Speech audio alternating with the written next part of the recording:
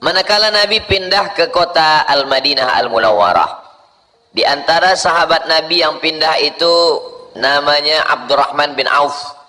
Abdurrahman bin Auf orang kaya, dia banyak bisnis di kota Makkah. Tapi selepas dia pindah ke Madinah, semua harta tinggal, tak boleh dibawa pergi, sebab lari dari kota Makkah. Sampai di Madinah, dia pun bersaudara dengan sahabat Nabi namanya Abdurrahman bin Auf dengan Sa'ad bin Rabi'. Wahai Abdurrahman, wahai Sa'ad, engkau bersaudara. Lalu kemudian Sa'ad pun menawarkan hartanya. Wahai Abdurrahman bin Auf, ini harta saya, bila engkau mahu, ambillah sebahagian. Imam Bukhari membuat kisah mereka ini dalam satu bab dalam Sahih Bukhari. Nama babnya, bab seorang sahabat menawarkan hartanya dan istrinya. Mohon maaf, sebab waktu itu belum lagi turun ayat membatasi istri. Maka orang Yahudi mengatakan, apa nih? Nabi zaman dulu hanya beribadah saja. Kenapa Nabi ini berjalan-jalan di tempat berniaga? Sebab Islam menganjurkan perniagaan. Dari perniagaan orang akan dapat harta. Dari harta orang akan mendapatkan bekal untuk menghadap Allah Subhanahu wa ta'ala. Suatu ketika Nabi memasukkan tangannya ke tempat perniagaan orang. Ya sahibat ta'am, hei kamu yang berniaga makanan, kenapa yang bagian dalam ni basah, yang luar ni kering? Kata dia, asabahul matar, kena hujan ya Rasulullah, sehingga tepung, kemudian ada makanan, ada kurma basah, lalu ditutup dengan yang kering di luar. Maka kata Nabi, man ghasyana falaysa minna, siapa yang menipu, siapa yang bohong, falaysa minna, dia bukan umat Nabi Muhammad sallallahu alaihi wasallam. Lalu apa jawab Abdurrahman bin Auf? Dullani ala suqikum, tunjukkan saya di mana tempat berniaga. Barakallahu laka fi malika wa barakallahu laka fi ahlika. Allah berikan berkah pada hartamu, Allah berikan berkah pada ahli keluargamu. Tunjukkan saya di mana tempat berniaga. Lalu Nabi pun menunjukkan, ini tempat berniaga. Tak lama selepas itu Nabi tengok di tangan dia ada kuning-kuning min athari sufrah, ada bekas corak warna kuning di tangan dia. Itu biasanya bekas daripada minyak za'faran, biasa diguna orang selepas menikah. Nabi tanya, engkau menikah wahai Abdurrahman bin Auf? Ya. Rupa-rupanya dia berniaga, dia dapat duit, dia menikah. Tapi dia tak bagi tahu yang lain. Maka kata Nabi, aulim, buatlah kenduri, walau bisyatin, walaupun hanya memotong seekor kambing. Makna memotong seekor kambing itu, walaupun jemputannya 10 orang. Maka tak boleh akad nikah diam-diam saja. Walaupun yang datang 10 orang, buatlah kenduri.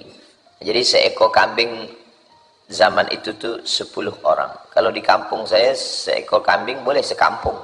Inilah asbab turunnya rezeki. Dengan rezeki yang diperoleh itu orang pun mempunyai harta. Lalu kemudian harta yang mana yang boleh menolong kita di akhirat? Maka harta yang menolong kita di akhirat itu yatsba'ul mayyita salasun. Yang mengiringi mayat bila dia mati ada 3. Yang pertama, mengiringi kita ke liang kubur, maluhu, harta. Kereta, motosikal, semua ikut mengiring. Tapi hanya sampai tempat parking. Yang kedua, ahluhu, anak, istri, kawan, sahabat, semua datang mengiring jenazah. Tapi hanya setakat di tepi liang lahat. Selepas itu mereka hantar kita, mereka masukkan kita, mereka timbun kita, mereka pijak dari atas. Mereka pun balik ke rumah. Hari pertama, kedua mereka bersedih. Hari ketiga mereka membagi harta warisan. Harga keempat mulai mereka gelak dan lupa dengan kita. Wa yabqa wahidun, yang tinggal cuma satu, yang menyertai kita hanya satu. Wa yabqa wahidun, yang satu itu adalah wa amaluhu, dan amal.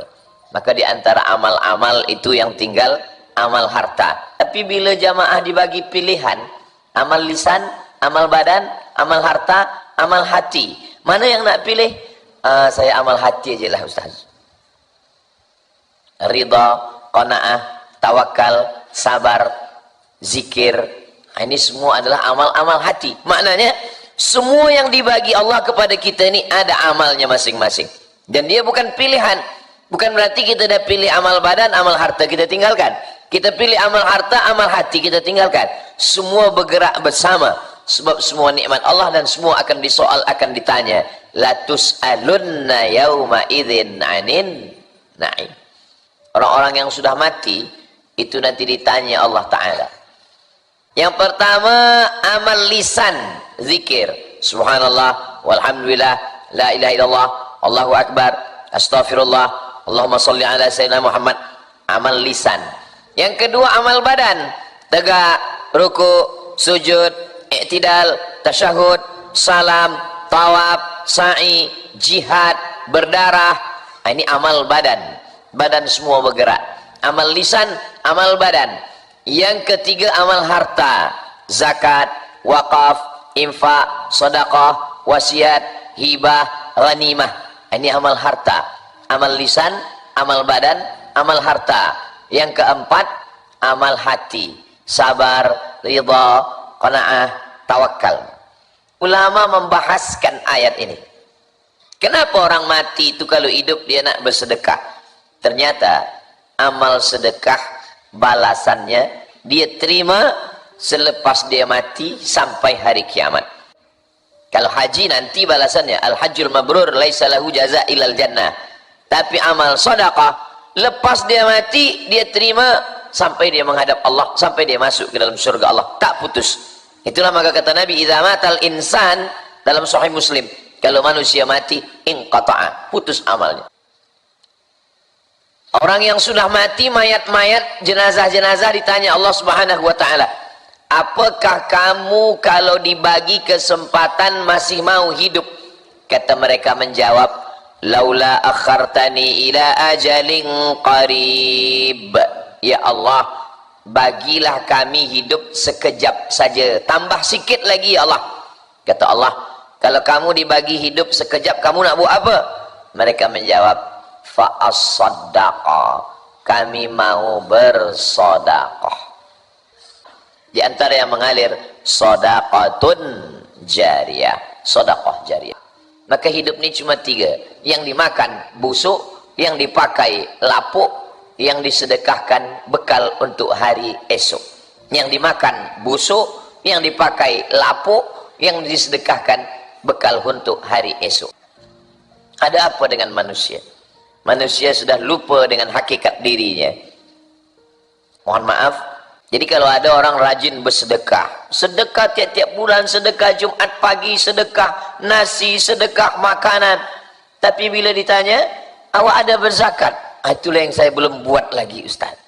Sampai mati pun kata yang di mulut bukan la ilaha illallah, tapi menghitung kira berapa harga kelapa bulan ini. Semuanya itu masuk ke dalam fikiran sehingga lupa mengingat Allah Subhanahu wa taala. Maka ada seorang sahabat, dia sembahyang di kebun dia, maka dia angkat takbiratul ihram, dia tengok ada burung yang hinggap, muncul rasa ujub dalam dirinya. Oh, cantiknya kebun saya. Selepas sembahyang dia wakafkan, karena dia anggap itu merosakkan khusyuk dia kepada Allah Subhanahu wa taala. Jadi apa sebenarnya yang kita pakai ini? Yang dicari ini, yang dicari adalah bekal akhirat. Mencari pagi hingga petang, balik malam, pergi bekerja, anak tidur, balik kerja, anak sudah tidur, hingga lupa makan, lupa sembahyang. Apa sebenarnya yang kita cari? Sampai akhirnya pergi ke hospital, doktor pun mulai cek, kata doktor, awak sakit pada usus lambung. Sebab apa? Sebab tak sempat makan. Kenapa tak sempat makan? Sebab sibuk cari makan hingga lupa makan. Betapa menyedihkannya manusia. Lalu yang menolong dia di hadapan Allah Subhanahu wa ta'ala, yang pertama sekali yang paling tinggi adalah zakat. Kenapa zakat yang paling tinggi? Sebab dia wajib. Sebab ada yang priority yang wajib dulu. Kalau perintahnya kuat, fardu, wajib. Kalau kurang kuat, sunat. Kalau larangannya kuat, haram. Larangan tak kuat, makruh. Tak disuruh, tak dilarang, mubah. 5 hukum taklifi jangan kita ubah. Yang sunat kita naikkan ke wajib, yang makruh kita naikkan ke haram. Yang makruh biarkan pada makruh, yang haram di atas, yang mubah biarkan pada mubah, yang sunat di tengah, yang wajib di atas. Zakat tak ada tawar-menawar, maka dia wajib. 50 ayat beriringan. Wa aqimus salah wa atuz zakah. Alladzina yuqimuna salah wa yu'tuna zakah. Wa mimma razaqnahum yunfiqun. Selepas alladzina yuqimuna salata wa mimma razaqnahum yunfiqun. Apa maknanya? Kalau sudah sholat badan, maka zakat harta mesti keluar.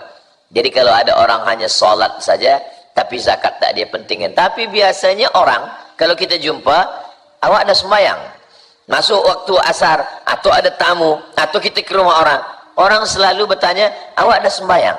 Jarang-jarang orang bertanya, awak dah berzakat? Maka ini menunjukkan bahwa manusia melebihkan satu amal di antara amal yang lain. Maka yang pertama kali adalah zakat. Maka ada baitullah, baitullah masjid, tapi ada baitul mal. Itu menunjukkan bahwa Islam tidak menyuruh kita meninggalkan harta. Jadi kalau ada orang Islam, selepas dia taubat, selepas dia hijrah, selepas dia mengaji, dia tinggalkan harta, maka sesungguhnya dia bukan kembali kepada ajaran Islam, tapi dia kembali kepada ajaran yang lain. Inilah yang dikatakan Allah, wa yahsabuna annahum yuhsinuna sun'a. Mereka menyangka mereka sedang berbuat baik, tapi sesungguhnya dia tidak berbuat baik. Maka baik itu bukan menurut akal fikiran kita. Baik itu mesti menurut ajaran Islam, ajaran Nabi Muhammad sallallahu alaihi wasallam. Sallallahu ala Muhammad sallallahu alaihi wasallam. Sallallahu ala Muhammad sallallahu alaihi wasallam. Ya Nabi salam alaika, ya Rasul salam alaika, ya Habibi salam alaika, salawatullah alaika. Mungkin hari ini kita tersenyum, tapi sebenarnya senyum kita nanti di surga melihat amal kita itu. Senyum kita di liang lahat ketika dia mengalir sebagai amal jariyah.